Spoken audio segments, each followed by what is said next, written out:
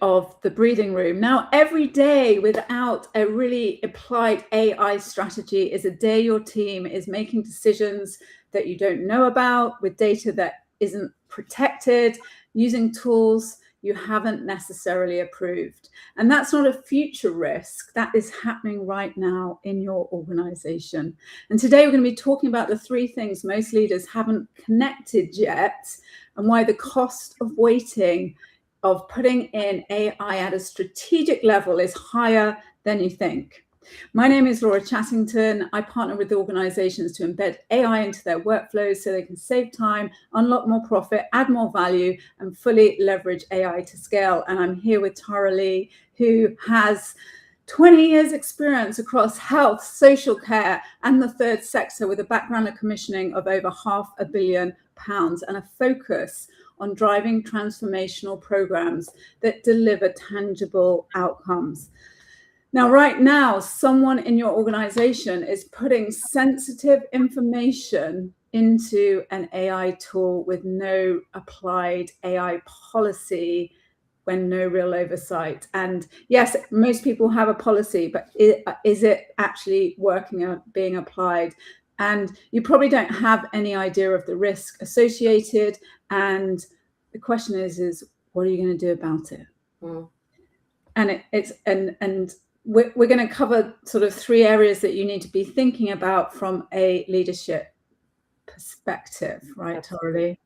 So as Laura says, we've got staff out there at the moment that potentially using tools that are unauthorized, without oversight, inputting data that we're not clear about, and getting returns that we're also not clear about as a result. So that's why there is a real need right now for organizations that haven't yet got an applied AI approach to put the foundations and the building blocks in from today.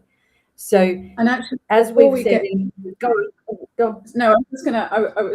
I was picking up on myself, but actually, before we get into the thing, what do we mean by applied AI policy? Because everybody has an AI policy, and yes, there will be people applying it in the organization, but actually what you and I are talking about is a kind of leadership strategic perspective, right? It's not sitting in your tech team. It's not a policy sitting on your internal hub that you're like, tick, we've got an AI policy because we know we have to do that for compliancy reasons. It's actually knowing and applying AI across the business, the company, the organization, the workforce, and strategically benefiting from what AI can do, but also, you know, minimizing the risk. And it's those 2 things, isn't it? It's like the compounding advantage that companies have when they have embedded and have a strategic approach to AI, and also the risk of not doing this from a leadership-wide perspective. So absolutely. So it is absolutely about being really clear about where AI plugs into your overall organizational rhythm. How have we strategically made that decision? What tools and approaches have we strategically agreed are the best fit for our organization as a result? Now, we talk about the here and now, and that's because we've talked in some of our previous breathing room episodes about the widening gap. If organizations don't get on the front foot of this now, we've got this widening gap. And Catherine really summed this up really fabulously when we had a chat with her. She said, it's like trying to get to the stage where you're trying to do advanced maths without first having learnt your times tables. So organization, and Catherine is the deputy CEO for anyone who's not watching this. Catherine is the deputy CEO of a very large, I think the 2nd largest urgent healthcare company in the UK. Yeah. And that's how she described it, and that urgency of why you need to address this like across the board now, right? Now, so organizations really need to be thinking about getting those foundations in, getting the building blocks in. You know, let's agree how we're going to apply this, in what spaces, And then for what benefit? Because also we need to be seeing return, we need to be seeing outcomes, we need to be seeing some of those capacity releases that we've talked about throughout this Breathing Room series. So incredibly important.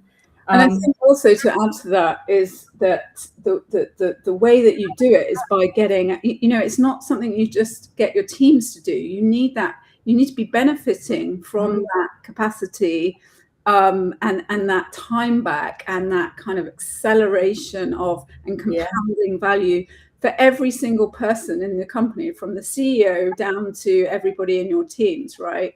And as you say, that urgency is like, it's moving so fast. I mean, nobody, I have this conversation all the time, no one can keep up with it. And it's like, if you don't address it right now, and addressing it doesn't mean just going, oh, okay, let's talk about it. It means implementing, training, doing right now. The gap just becomes too wide. Right. I agree. Absolutely. And the other thing that we've talked about a lot, Laura, previously is there is so much noise around AI. People are feeling overwhelmed by the sheer volume of potential tools. But I think the other thing that we do see is that because, there are lots of really fabulous, don't get me wrong, really fabulous products on the market. But we do find that without a strategy and without a clear direction of travel that's led from the front, we've got lots of different tools that are being plugged in. But not necessarily getting the value add or the return from those tools, because sometimes what we're doing is plugging in multiple tools without that upskilling, without the change work that's wrapped around a process. And sometimes our staff are just overwhelmed by the sheer amount of tools, change, expectations, all of that sort of stuff. So we're quite strong advocates, I think, for ensuring, starting from where the problem and the challenge areas are in your organization, rather than starting from the tools. Let's start from the focus for you. Where can we release capacity and time? Where can tech add value? And then we build out from there. And quite often that can mean, and has meant for some of the organizations that we've worked with, is really streamlining down some of the tools that people might be using and having available, so that we make sure that there are the key ones that are part of a toolbox and a toolkit to address the specific challenge areas or areas of potential efficiency that might be there in terms of an opportunity. Yeah, and I think you kind of hit it on the head in the sense that you can plug all the tools everything. There are so many tools. I'm in AI. I find it super overwhelming. The speed of change this year is super overwhelming. So I cannot imagine what it's like for people who aren't sort of in it day by day, number one.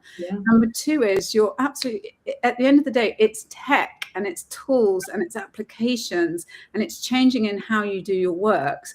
And people need to be taken with you, and so and people are resistant to new tools. It's another, and it's not that they don't want to use it. It's like, oh God, I've got to learn how to do that, and I've got to learn how to use that tool. It's another bit of tech. I'm confused. I don't have time. I don't address it. So actually, trying to do the day job.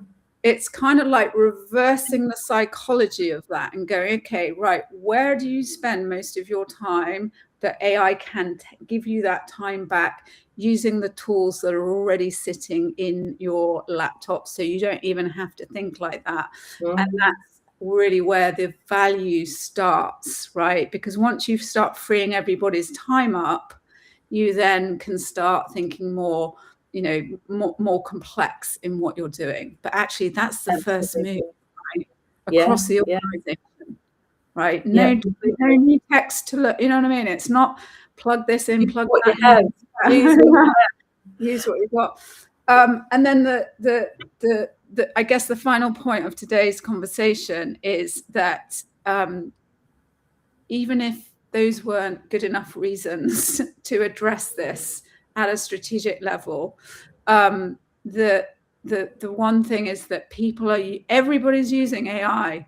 So if you aren't addressing this in a practical way and an applied way, there's huge data risk, right? There's huge data risk. People are putting your data in unsecure environments. People are doing things, and they're not doing it, they're not kind of doing it maliciously, but they don't know what they're doing until someone points it out, kind of thing. And they haven't got the guardrails. So if we haven't set the guardrails out for people, then we can't expect them to follow guardrails that aren't there. So it's important to put those guardrails in place for organizations in terms of use of AI.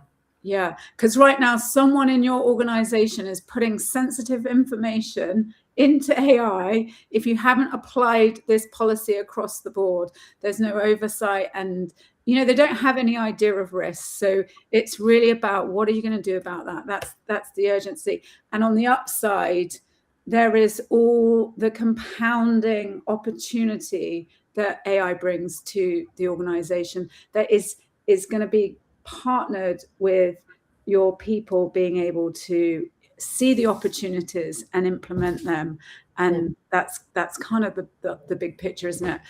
And positively, if organizations are sitting there thinking, blimey, we've got to get on the front foot of this. We need to be proactive. Laura and I have 2 slots available in July. Yeah, now. Yeah. So get involved now. Reach out. We can work with you quickly to help you get on the front foot and to lever the opportunity with the tools that you already have available in your organization. Just drop us a line after this session. We'll be happy to get in contact. Awesome. So lots of opportunity, lots of risk. Address it, start now, do it today. It is a leadership team challenge. It is the challenge, and it needs to come from a top-down strategy. And we look forward to